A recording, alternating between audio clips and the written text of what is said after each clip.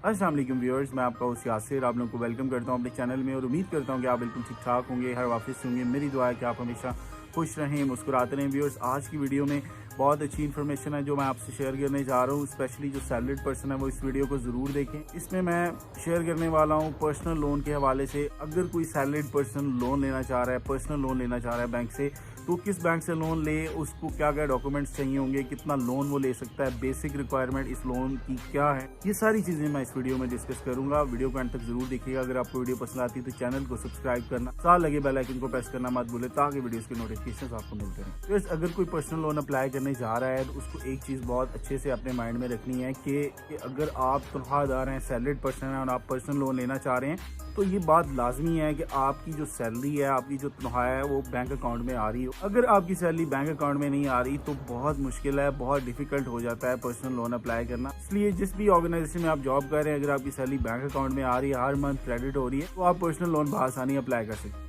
क्योंकि जब आप पर्सनल लोन के लिए अप्लाई करने जाते हैं तो उसके साथ आपने अपनी सैलरी अकाउंट की बैंक स्टेटमेंट सबमिट करवानी होती है लास्ट 6 मंथ की। ये जो है मैंडेटरी रिक्वायरमेंट है। इस वजह से आपकी जो सैलरी मंथली आ रही है, आपकी ऑर्गेनाइजेशन जो आपको पे दे रही है मंथली, वो आपके अकाउंट में आनी चाहिए, क्योंकि उसकी स्टेटमेंट साथ हमने अटैच करनी है जब हम पर्सनल लोन के लिए अप्लाई करेंगे। दूसरी बहुत इंपॉर्टेंट चीज़ जो कस्टमर्स को अपने माइंड में रखनी चाहिए कि जब भी आप पर्सनल लोन के लिए अप्लाई करने जाएं, उससे पहले ये देख लें कि आपकी सैलरी जो है वो 50,000 रुपये से कम नहीं होनी चाहिए। अगर 50,000 रुपीज़ से आपकी सैलरी कम है, बिलो है, तो आप अप्लाई नहीं कर सकते पर्सनल लोन के लिए, फिर डिफिकल्ट हो जाएगा। व्यूअर्स, अगर आप में से किसी की 50,000 रुपये सैलरी और आप लोन के लिए अप्लाई करने जा रहे हैं तो बैंक आपको कितना लोन सैंक्शन करेगा, इसके हवाले से मैं आपको बताता चलूँ कि हम एग्जांपल लेते हैं इसी 50,000 रुपये की, कि आपकी 50,000 रुपये माहाना तनख्वाह है, आपके बैंक अकाउंट में आ रही है और आप पर्सनल लोन के लिए जब अप्लाई करने जाएंगे तो आपको मैक्सिमम जो लोन ऑफर किया जाएगा बैंक की तरफ से वो 5 लाख रुपए। तो अर्जेंटली अगर आपने लोन पर्सनल लेना है 5 लाख रुपए तक, तो आपकी सैलरी मस्ट जो है वो 50,000 रुपये होनी चाहिए, आपके अकाउंट में आ रही होनी चाहिए।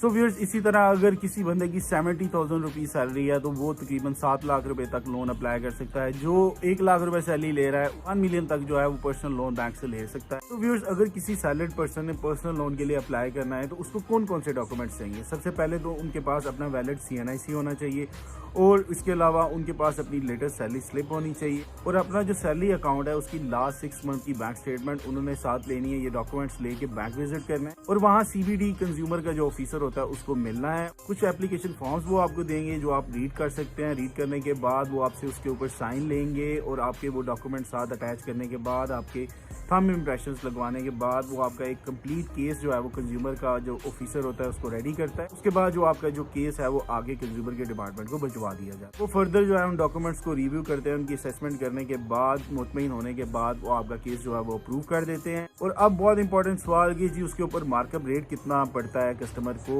अगर वो लोन लेता है तो उसको उसके ऊपर कितने पैसे देने पड़ेंगे। सबसे पहले तो आप ये बात याद रखें कि अभी करंट अगर मार्केट की बात की जाए तो ज़रा हॉट है मार्केट, मार्कअप रेट ज़रा ज़्यादा है। जो अभी मिनिमम बैंक्स का पर्सनल लोन के लिए रेट चल रहा है वो 22% से लेके 25% तक, इवन 27% तक भी चल रहा है। मिसाल के तौर पे आपने अगर 5 लाख रुपया लोन लेना है तो उसके ऊपर आपने 27% मार्कअप पे करना है। सो व्यूअर्स, आसानी के लिए मैं आपको इस तरह बताता हूँ कि मिसाल के तौर पे आपने 1 लाख रुपया लोन लिया तो उसके ऊपर 27% अगर आप मार्कअप पे करते हैं तो आपने ऊपर 27,000 रुपया 1 लाख के ऊपर एक्स्ट्रा बैंक को पे करना है जो बैंक आपसे अर्न करेगा। सो मार्कअप रेट 22 से 27% तक चल रहा है मार्केट में। अगर आप लोन के लिए अप्लाई करते हैं तो इतना मार्कअप आपसे चार्ज किया जाएगा। जब आपका केस आगे रिव्यू होने के बाद अप्रूव हो जाता है, तकरीबन 1 महीना लगता है। जो अमाउंट है वो आपके अकाउंट में ट्रांसफर कर दी जाती है जो आपने पर्सनल लोन के थ्रू लेनी होती है बैंक से। सो 1 महीने में पर्सनल लोन की जो अमाउंट है वो आपके अकाउंट में ट्रांसफर कर दी जाती है। इससे ज्यादा टाइम नहीं लगता, मैक्सिमम टाइम जो है वो 1 महीना ही लगता है। कोशिश होती है बैंक के ऑफिसर्स की कि आपको जल्द से जल्द 1 मंथ से भी पहले लोन जो है वो आपके अकाउंट में क्रेडिट कर दिया जाए। और एक बात और भी याद रखिए, अगर आप जिस बैंक में लोन के लिए अप्लाई करने जा रहे हैं, अगर आपका वहाँ पे बैंक अकाउंट नहीं तो वो आपका बैंक अकाउंट लाजमी ओपन करेंगे, तभी आपका लोन जो है वो उस अकाउंट में आ सकता है। सैलरी स्लिप्स के हवाले से एक इंपॉर्टेंट चीज़ आपको बताते चलूँ कि सैलरी स्लिप्स कोशिश किया करेंगे हर मंथ की अपने पास सेव रखें और लास्ट 6 मंथ की जो सैलरी स्लिप्स हैं जब आप लोन के लिए अप्लाई करने जाएं तो लेके जाएं, क्योंकि बाज़ औक़ात कुछ बैंक्स की रिक्वायरमेंट्स ऐसी भी हैं कि वो एक से ज़्यादा सैलरी स्लिप्स आपसे डिमांड करते हैं, तो इसलिए आप उनको अपने पास ज़रूर रखा करें और जब भी आपने लोन के लिए अप्लाई करने जाना है तो उन स्लिप्स को आप साथ लेके जाएं। फिर इसकी इंस्टॉलमेंट्स के वाले से मैं आपको बताता चलूँ कि मंथली इंस्टॉलमेंट होती है पर्सनल लोन की, ना आप इसमें क्वार्टरली पे कर सकते हैं, ना सेमी एनुअली, ना एनुअली। मंथली बैंक आपसे